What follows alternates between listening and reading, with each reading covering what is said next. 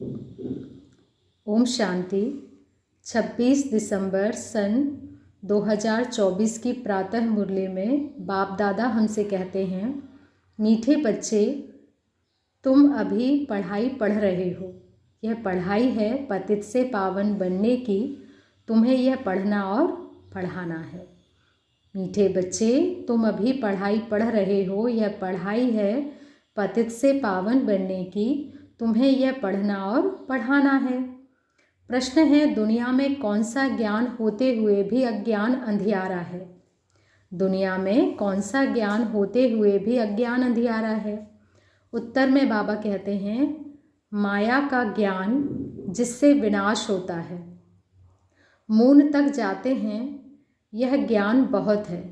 लेकिन नई दुनिया और पुरानी दुनिया का ज्ञान किसी के पास नहीं है। सब अज्ञान अंधियारे में है। सभी ज्ञान नेत्र से अंधे हैं। बाबा कहते हैं, सभी ज्ञान नेत्र से अंधे हैं। तुम्हें अभी ज्ञान का तीसरा नेत्र मिलता है। तुम नॉलेजफुल बच्चे जानते हो, उन्हों की ब्रेन में विनाश के ख्यालात है। तुम्हारी बुद्धि में स्थापना के ख्यालात हैं। ओम शांति। बाप इस शरीर द्वारा समझाते हैं। इनको जीव कहा जाता है। इनमें आत्मा भी है और मैं भी इनमें आकर बैठता हूँ। बाबा ब्रह्मा बाबा की बात कहते हैं कि इनको जीव कहा जाता है। इनमें आत्मा भी है और मैं भी इनमें आकर बैठता हूँ। यह तो पहले पहले पक्का होना चाहिए। इनको दादा कहा जाता है। यह निश्चय बच्चों को बहुत पक्का होना चाहिए। इस निश्चय में ही रमण करना है। बरोबर आज बाबा कहते हैं, ब्रह्मा बाबा है और शिव बाबा उनमें आकर बैठते हैं। इस निश्चय में ही रमण करना है।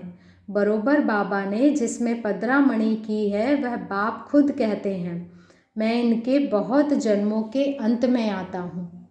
बच्चों को समझाया गया है, यह है सर्वशास्त्रमयी शिरोमणि गीता का ज्ञान।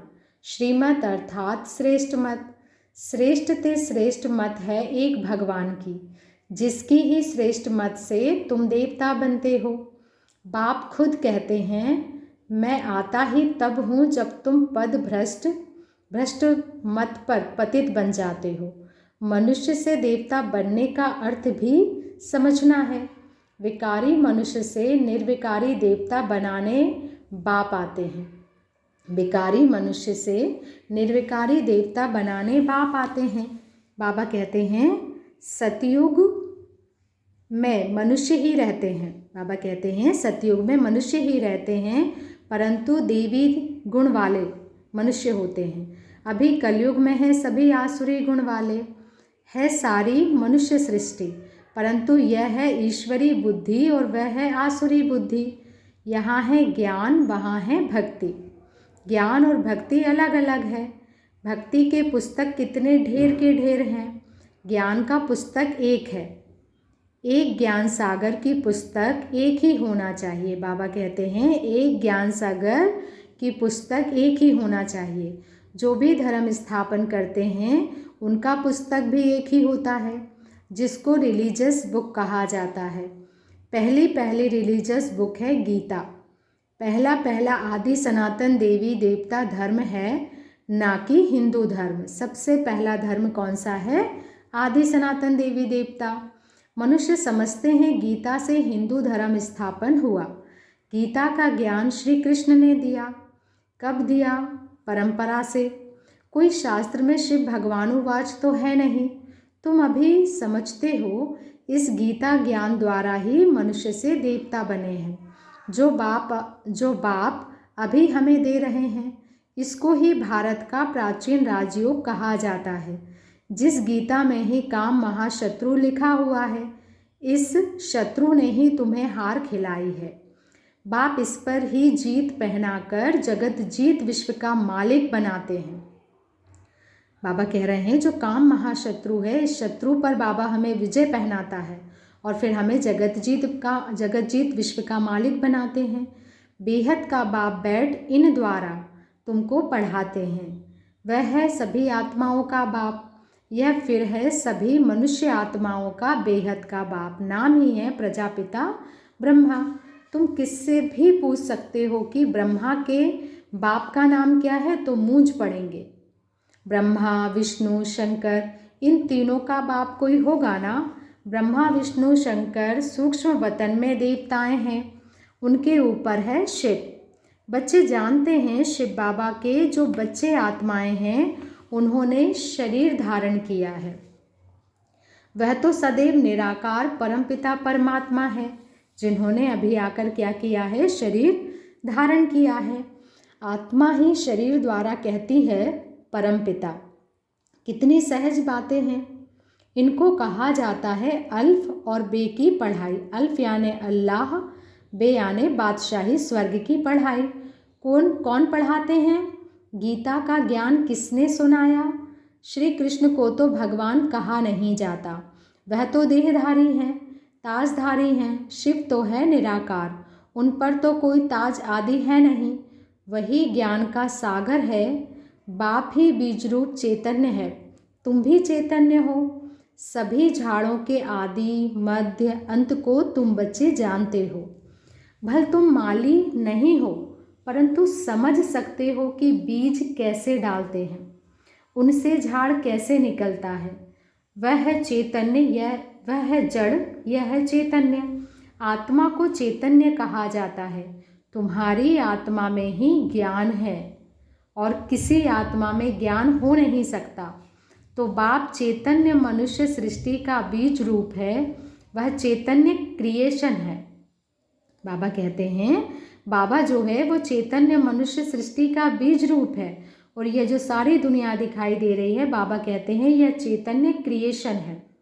वह सभी है जड़ बीज। ऐसे नहीं कि जड़ बीज में कोई ज्ञान है, यह तो है चैतन्य बीज रूप, उनमें सारे सृष्टि की नॉलेज है। झाड़ की उत्पत्ति, पालना, विनाश का सारा ज्ञान उनमें है। फिर नया झाड़ कैसे खड़ा होता है वह है गुप्त। बाबा कहते हैं तुमको ज्ञान भी गुप्त मिलता है, बाप भी गुप्त आए हैं।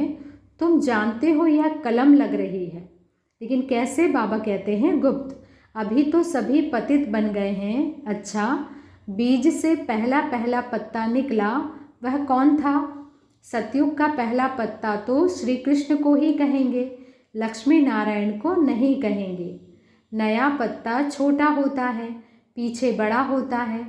तो इस बीज की कितनी महिमा है। यह तो चैतन्य है ना। भल दूसरे भी निकलते हैं, धीरे धीरे उन्हों की महिमा कम होती जाती है।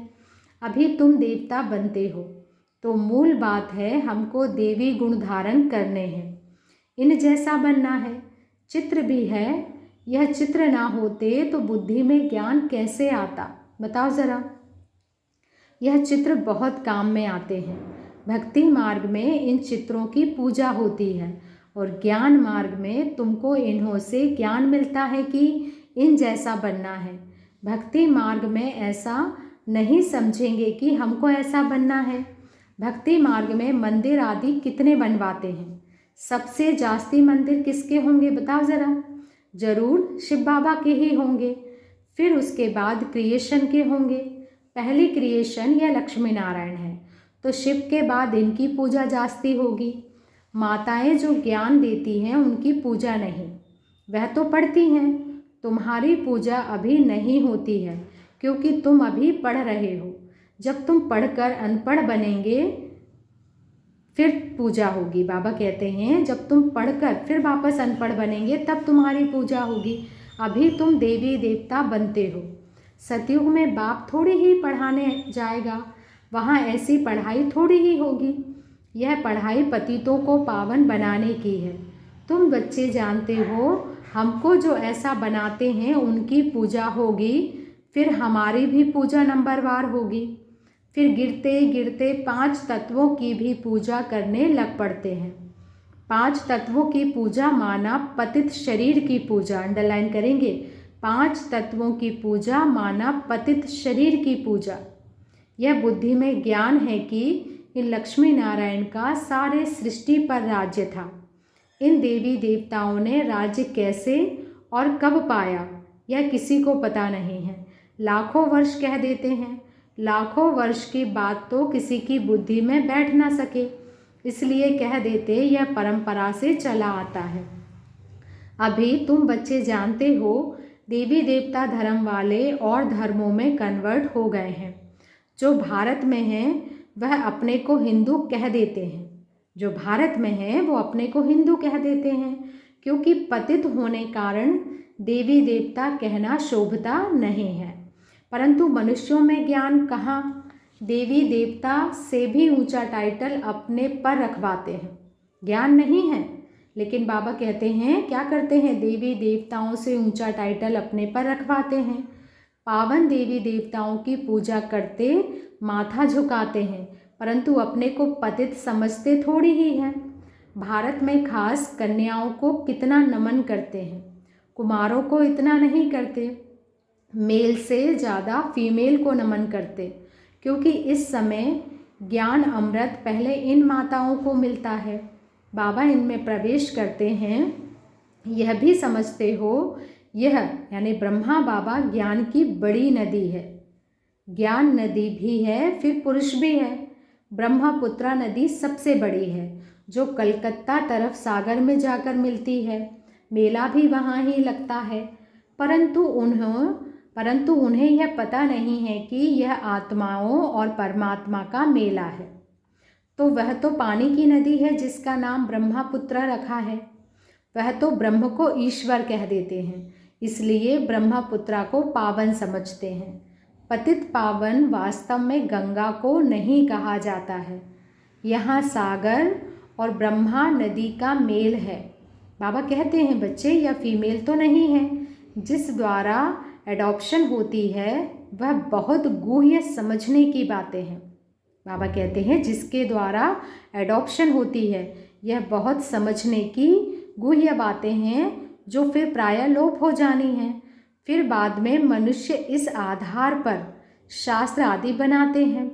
पहले हाथ के लिखे हुए शास्त्र थे, बाद में बड़ी बड़ी मोटी किताबें छपवाई है। संस्कृत में श्लोक आदि थे नहीं। यह तो बिल्कुल सहज बातें हैं।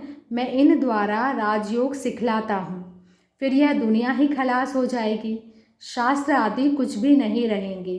फिर भक्ति मार्ग में यह शास्त्र आदि बनेंगे। मनुष्य समझते हैं यह शास्त्र आदि परंपरा से चले आए हैं। इनको कहा जाता है अज्ञान अंधियारा। अभी तुम बच्चों को बाबा पढ़ाते हैं जिससे तुम सोचने में आए हो। सतयुग में है प्रवृत्ति, पवित्र प्रवृत्ति मार्ग। कलयुग में सभी अपवित्र प्रवृत्ति वाले हैं। यह भी ड्रामा है। बाद में है निवृत्ति मार्ग, जिसको संन्यास धर्म कहते हैं।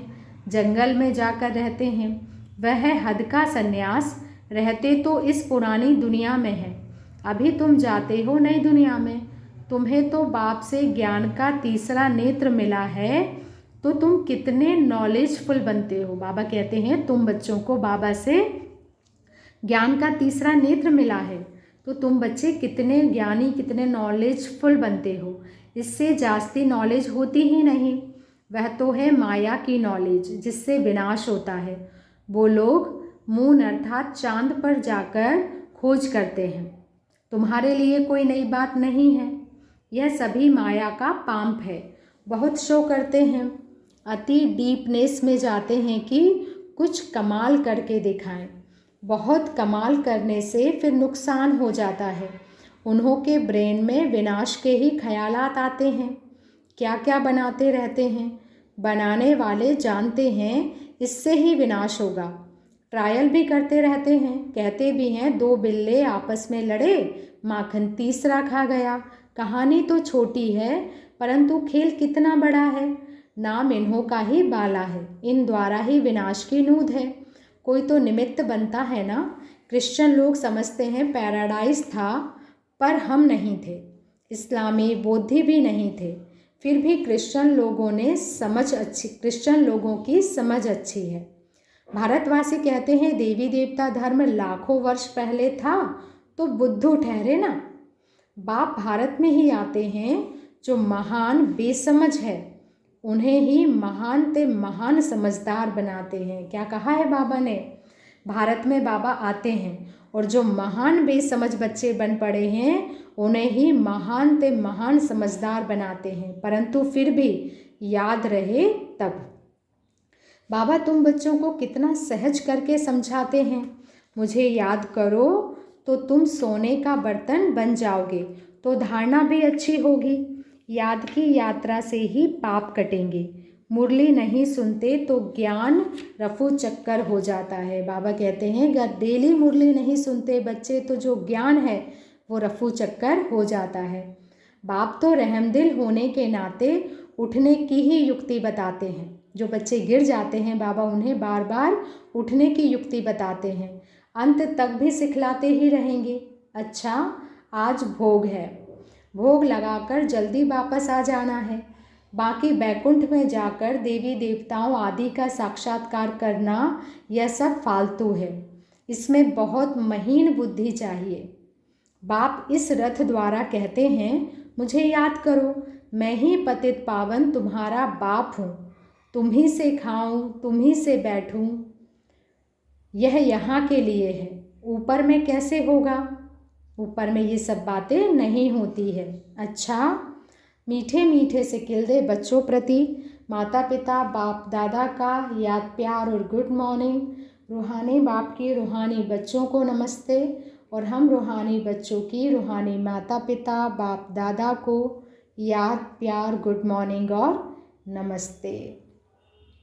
धारणा के लिए मुख्य सार में बाबा कहते हैं बाप इस दादा में प्रवेश हो हमें मनुष्य से देवता अर्थात विकारी से निर्विकारी बनाने के लिए गीता का ज्ञान सुना रहे हैं।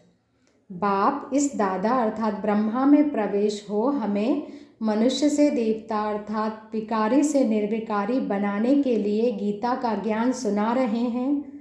इसी निश्चय से रमन करना है, इस ज्ञान में रमन करना है। श्रीमत पर चलकर श्रेष्ठ गुणवान बनना है। दूसरा पॉइंट है याद की यात्रा से बुद्धि को सोने का बर्तन बनाना है। याद की यात्रा से बुद्धि को सोने का बर्तन बनाना है। ज्ञान बुद्धि में सदा बना रहे उसके लिए मुरली जरूर पढ़नी व सुननी है। ज्ञान बुद्धि में सदा बना रहे उसके लिए मुरली जरूर पढ़नी व सुननी है। आज का वरदान है अपने पोजीशन की स्मृति द्वारा माया पर विजय प्राप्त करने वाले निरंतर योगी भव। अपने पोजीशन की स्मृति द्वारा माया पर विजय प्राप्त करने वाले निरंतर योगी भव। जैसे स्थूल पोजीशन वाले अपनी पोजीशन को कभी भूलते नहीं, ऐसे आपका पोजीशन है मास्टर सर्वशक्तिमान। ऐसे सदा स्मृति में रखो और रोज अमृत वेले इस स्मृति को इमर्ज करो तो निरंतर योगी बन जाएंगे और सारा दिन उसका सहयोग मिलता रहेगा। बाबा कह रहे हैं रोज अमृत वेले मैं मास्टर सर्वशक्तिवान हूँ, इस स्मृति को इमर्ज करो तो निरंतर योगी बन जाएंगे और सारा दिन उसका सहयोग मिलता रहेगा। फिर मास्टर सर्वशक्तिमान के आगे माया आ नहीं सकती। जब आप अपनी स्मृति की ऊंची स्टेज पर रहेंगे तो माया चींटी को जीतना सहज हो जाएगा। बाबा कहते हैं जब आप अपनी स्मृति की ऊंची स्टेज पर रहेंगे तो माया चींटी को जीतना सहज हो जाएगा। स्लोगन है आत्मा रूपी पुरुष को श्रेष्ठ बनाने वाले ही सच्चे पुरुषार्थी हैं। आत्मा रूपी पुरुष को श्रेष्ठ बनाने वाले ही सच्चे पुरुषार्थी हैं। अच्छा आज का स्वमान है मैं निरंतर योगी आत्मा हूँ। अच्छा ओम शांति। शुक्रिया बाबा, शुक्रिया।